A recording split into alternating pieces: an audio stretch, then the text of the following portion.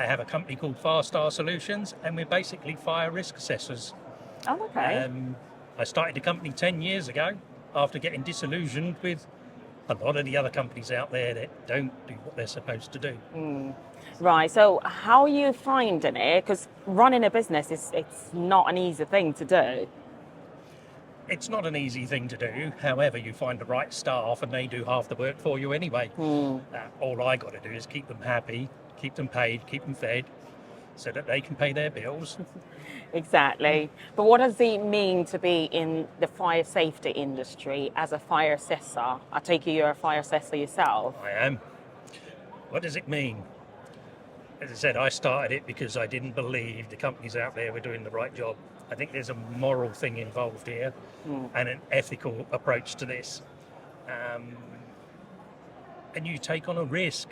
You take on the risk and say yes or no to something that may or may not go wrong. And if it goes wrong, it can be catastrophic. Yeah. Yeah? I mean, industry-wide, generally, fire safety is a very, very sensitive topic, right? So for you as a business owner, when it comes to recruiting the right hands to actually run the business with you, what would you say is your selection criteria? What exactly are you looking for? I find people who are easy to get on with, who are open-minded, willing to learn, and willing to take advice. And when people learn, they become more confident. The more confident they become, the easier the job becomes for them and for me. So that's what I'm really looking for. Qualifications are all very well and good, but you can teach that.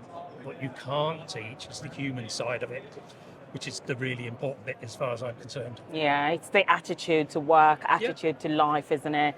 So with regards to, so if we're saying qualifications and certifications, are we saying we don't really require any per se, or? To start in the industry, probably not. Yeah, we take on youngsters with no qualifications, good communication skills, personable, and we will train them. We will put them through the relevant courses that we need them to go through, and then we give them the option to carry on with their CPD, and if they want to, we'll support them all the way through to fire engineer. But they don't need anything from school, really. Oh, okay. School of thought here. Tier levels, because you've got categories of people that they're more hands-on, so I'm not sure there is enough information out there when it comes to T-level, and I don't know how much you know about T-levels, but personal opinion, I don't think there's enough information out there. Well, there you go. There you go. And then we've got the apprenticeship side of things. We've got apprenticeship, you've got university route. For you, as an industry, what would you say works best for us? I found that the best way is to mentor someone through the whole process. If they come out of university, they think they know more than they actually do, but it's all formal learning of a book.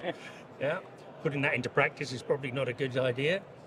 Those that have come through the industry and build up through it, they learn on the job.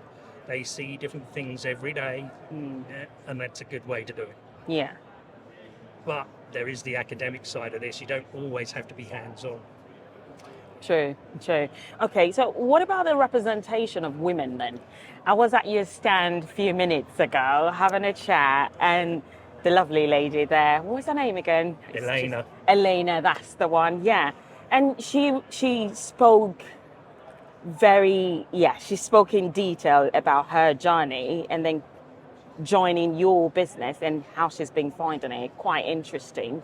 But in terms of representation of women as a whole in the industry, do you think enough is being done? No. They just don't know. Yeah. They're assuming that because we're fire risk assessors or fire engineers or whatever, mucky hands, broken fingernails and all the rest, but that's not exactly how it is. These young ladies need to be taught or told. Not taught, that's the wrong word. They need to be informed of the options that are out there. And there are plenty. There's plenty. There's desk-based roles. Look at as-built drawings, etc., write the reports from that. all the way through to I'm really getting my hands dirty by installing fire alarms or whatever. But there are plenty, and the range of options out there for these people is significant. Yeah. And the Yeah. representation from the female quarter, it's not high. Exactly, because according to ONS, statistics shows that 5-6 years ago, maybe we're probably at 14%, and then down the line we're 18%, which is awful. It's not a good rate of rise, is probably the right way to put it. At all. But then again, you've got all these. Obviously, we consider the work-life balance as women.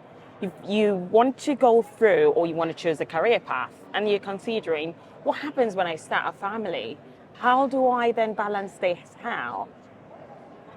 As a person with so much experience and knowledge within the industry, your journey so far for females in the industry, what would you say about the work-life balance?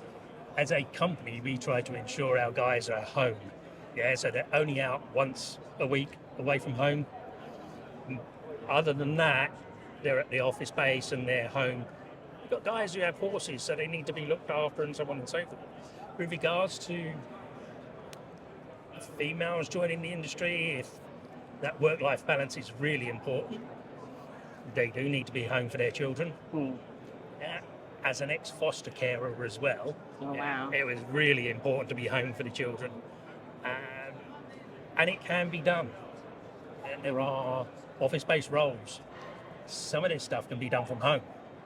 Yeah, if you're looking at a drawing of a building they're putting up, well, it doesn't matter where you're looking at it. It can be done anywhere. Yeah. So it is possible. It's having the right skills at the end of the It's day. having the right skills. Those skills can be taught. Yeah. Yeah. Yeah, and it's the right attitude as well in the industry, because it's a male-dominated industry. Yes, it is. Yep. But at the same time, it is really having that, maybe the right word, resilience to say, this is what I want to do, and female or not, that shouldn't hold me back. And then we have the aging workforce side of things as well, getting our young people to believe in the built environment industry as a whole. I'm getting near retirement age, so somebody's got to replace me. Yeah. Which means we've got to bring those people on, because in another 20 or 30 years' time, the guys that I've got now, they'll be hitting retirement, if not already retired. And we have to keep moving people through. Now, as you move people through, legislation, guidance, etc., gets more complex, and as such, they need to know more. But again, that's a skills issue, a knowledge issue. But you learn that through time. Yeah. Yeah. But I guess it's a tricky one, because yes, you learn it through time, but do we have enough time with the chaos? I say chaos because 5-10 years down the line, if the skills shortage we suffer as an industry at the moment is not looked into, it's not tackled, then what happens? Time is a factor, and it's a very strong factor, and we need to be recruiting now. Yeah. Yeah. So those in 5 years' time can then start mentoring the new wave that's coming through. Because in 5 years you can pick up an awful lot of knowledge that you can then pass on to others. Yeah. How are you finding retention, by the way? When you take people, when you take people on, because that's the thing. One thing with the industry, which is very, very common in the industry, is you take people on, you train them up, they got all of this knowledge, understanding the sector they work at, and then they take that with them for whatever reason. Then you back in the same circle, isn't it? We are, and we've had people do it to us. We've trained people up, and then someone's come along and offered them ridiculous amounts of money for the level of training they've got. How do we deal with that? We go and recruit again. It's heartbreaking, isn't it? It is. However, as long as we treat them right, we pay them right, Yeah. we give them the respect that their knowledge is due, we can keep them. We can support them. We will support them, as I said, all the way through to fire engineer. Yeah. And it's simple.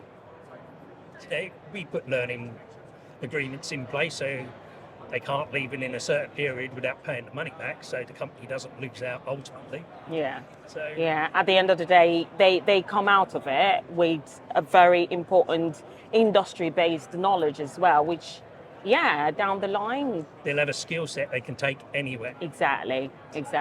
Brilliant. Thanks for your time, Kevin. You're It's welcome. been lovely.